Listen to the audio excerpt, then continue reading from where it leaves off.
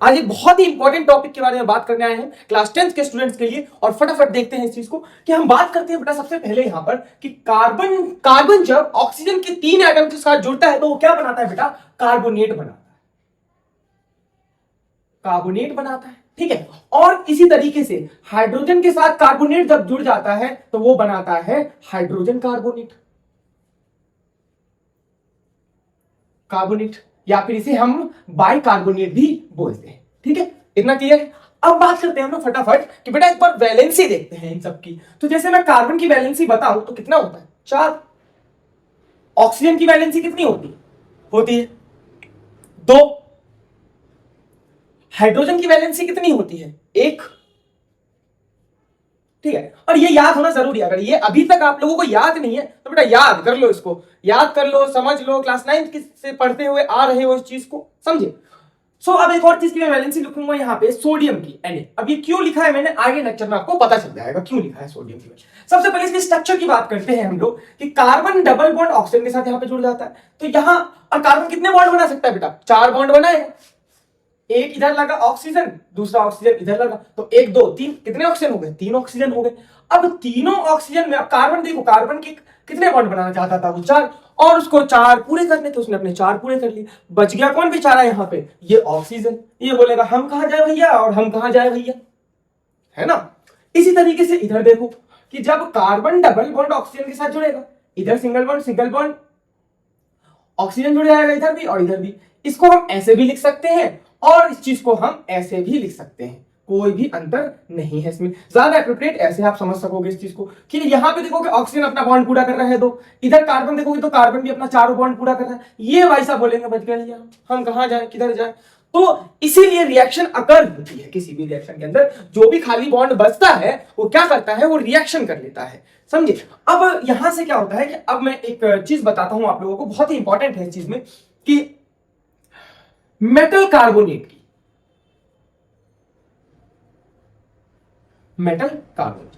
अब metal carbonate जो होता है उसमें क्या होता है कि कोई भी मेटल आके कार्बोनेट के साथ जुड़ जाता है, क्योंकि खाली तो है ही भाई, कोई भी आके जुड़ जाएगा इसके साथ।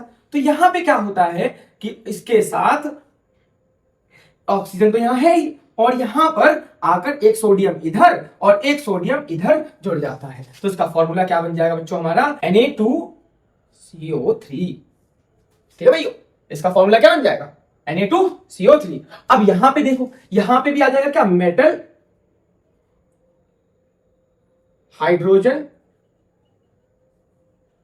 कार्बोनेट, ठीक है, कार्बोनेट। अब बात की जाए तो ये इसके साथ कनेक्ट हो गया इधर, ठीक है, सिंपल जो जैसे था वैसे।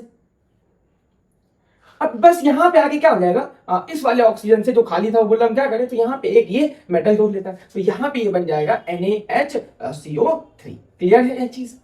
बड़े आराम से समझेंगे, ज्यादा जल्दबाजी नहीं है, चीजों को ज्यादा अच्छे से समझना, धीरे धीरे समझेंगे। तो यहां तक क्लियर है। अब क्या होता है, क्लास 10 का एक बहुत इंपॉर्टेंट रिएक्शन है कि ये मेटल कार्बोनेट और मेटल हाइड्रोजन कार्बोनेट रिएक्ट करते हैं एसिड के साथ। अब एसिड के साथ जब रिएक्ट होता है तब देखो क्या कार्बोनेट को बच्चों तो मैं ऐसे ही लिख लेता हूं, और इसका रिएक्शन हम किसके साथ करा देते हैं बेटा? एसिड के साथ। अब एसिड जब रिएक्ट करेगा तो इसका जीआर देख लेते हैं, समझ लो, जीआर जर्नल रिएक्शन, ठीक है। अब इसका जर्नल रिएक्शन क्या हो जाएगा? M स्टैंड फॉर मेटल, और कार्बोनेट को मैं वैसे ही लिख दूंगा, एसिड की जगह एसिड लिख दो। और यहां पे ये क्या फॉर्म करेगा बेटा? सॉल्ट तो बनाएगा ही, नमक बनाएगा, उसके साथ ये क्या बनाएगा? इधर H2O, और साथ में CO2 गैस रिलीज कर देगा। सेम एग्जैक्टली इधर भी क्या हो जाएगा कि जब हाइड्रोजन कार्बोनेट के साथ, सॉरी, मेटल हाइड्रोजन कार्बोनेट के साथ जब एसिड रिएक्ट करेगा तब देखो क्या होगा कि इसका भी GF नहीं बोल रहा बेटा, GR बोल रहे, ध्यान लगा लो पढ़ने में। तो ये रिएक्शन कैसे होगी कि metal hydrogen carbonate plus acid, और सेम प्रोडक्ट इसमें भी निकलेगा कि इधर भी क्या बनेगा? सॉल्ट बनेगा, और प्लस H2O वाटर देगा ये, और कार्बन डाइऑक्साइड गैस रिलीज कर देगा। यहां तक कोई भी डाउट तो कमेंट में पूछ लेना।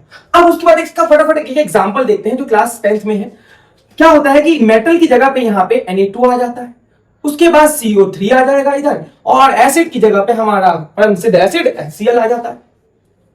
अब देखो, जब भी आपको Na दिखे और इधर आपको HCl दिखे तो बेटा आंख बंद करके नमक डाल दे। अरे आंख बंद करके नमक कैसे डाल देंगे सर, ज्यादा कम हो जाएगा तो। अरे ज्यादा कम नहीं होगा, देखो NaCl बन जाएगा। उसके बाद यहां पर H2O, बाकी सारा का सारा सेम रहेगा, सिंपल, कोई दिक्कत नहीं।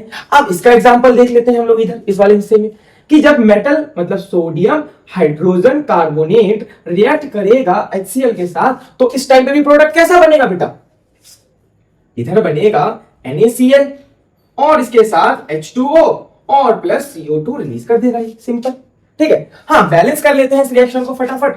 यहां पे लग जाएगा 2 और यहां पे भी लग जाएगा 2, हो गया बैलेंस। इधर देख लेते हैं कि Na1 है, इधर भी देख लो, और हाइड्रोजन इधर भी 2 है सब, इधर क्या है बेटा, बैलेंस है ये रिएक्शन ऑलरेडी। अब क्या होता है कि ये जो कार्बन डाइऑक्साइड निकलता है ना इधर, इन दोनों रिएक्शन में से इसकी टेस्टिंग होती है। जैसे कि कोई भी गैस निकलता है तो हम रिएक्शन में टेस्ट करते हैं, तो टेस्टिंग के नाम पर यहां पे बड़ी अजीब चीज होती है। अब बड़ी अजीब चीज क्या होता है यहां पर, कि जब थोड़ा सा कार्बन डाइऑक्साइड जाएगा तो कुछ और बन जाता है, और जब क्या होगा कि कार्बन डाइऑक्साइड थोड़ा और ज्यादा डाल दोगे तब कुछ और बन जाएगा। तो उन्हीं को देखते हैं कि क्या क्या बोल रहे हो आप लोग, समझ में नहीं आ रहा तो इस चीज को हम समझते हैं कि जब क्या होगा टेस्टिंग ऑफ, फटाफट देखते हैं टेस्टिंग ऑफ CO2, ठीक है। तो हम पहले नॉर्मल रिएक्शन करते हैं किसके साथ, याद करो फर्स्ट चैप्टर, कैल्शियम हाइड्रोक्साइड के साथ, जिसे हम बोलते हैं बेटा लाइम वाटर।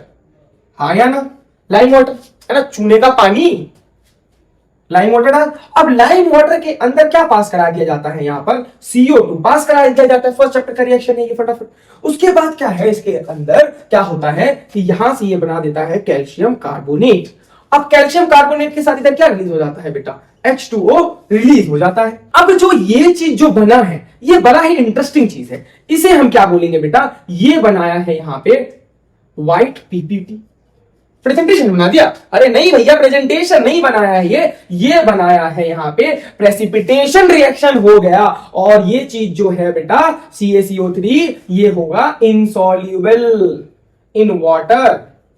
वाटर में क्या होगा, ये इनसॉल्युबल होगा। अब इनसॉल्युबल मतलब अरे भैया नहीं घुलेगा पानी में, जैसे तुम्हारा चीनी घुल जाता है पानी के अंदर शरबत बनाते टाइम, तो ये नहीं घुलने वाला है, समझे नहीं। अब देखो आगे तक, अब यहां पे क्या हो गया, कितना सा रिएक्शन हुआ। अब क्या होगा, इस रिएक्शन के अंदर मैंने और कार्बन डाइऑक्साइड डाल दिया, मैंने बोला अरे जाता रहे जाता रहे जाता रहे जाता रहे, अब जाते जाते देखो क्या हो जाएगा कि जब एक्सेसिव अमाउंट ऑफ CO2 डालने पे देखो क्या हो जाएगा। यहां देखते हैं इस रिएक्शन को कि जब इसके अंदर, अब यहां से रिएक्शन इधर आ जाएगा, CaCO3 इतना तो बन जाएगा ना रिएक्शन में, हाफ रिएक्शन जाएगा कंप्लीट। अब और ज्यादा CO2 गया तो इसके साथ H2O तो निकलेगा ही, उसमें CO2 और डाल दो, तो यहां से एक बड़ी ही अच्छी चीज बनके निकलती है जिसका नाम है हमारे पास कैल्शियम हाइड्रोजन कार्बोनेट। ये बना दिया यहां पर, ठीक है, कैल्शियम हाइड्रोजन कार्बोनेट बन गया, ठीक है। अब कैल्शियम हाइड्रोजन कार्बोनेट की क्या खासियत है बेटा, ये जो है ना ये सॉल्युबल होगा, सॉल्युबल इन वाटर। क्या भैया सॉल्युबल होगा मतलब ये पानी में घुल जाएगा, और इसका एक भैया पानी में ना घुलेगा और दूसरा घुल जाएगा। सिंपल सिंपल सी बात है, और इससे बोर्ड में क्वेश्चन आता ही आता है। बहुत ही इंपॉर्टेंट टॉपिक है, इसको कवर कर लेना, पढ़ लेना इसके बारे में, ठीक है। और मैंने तो पढ़ा ही दिया है, एक एक चीज अच्छे से समझा दिया है, बॉन्डिंग तक बता दी है आप लोगों को इस चीज में। तो बस इतना ही, अगर वीडियो अच्छी लगी हो तो लाइक और सब्सक्राइब कर देना।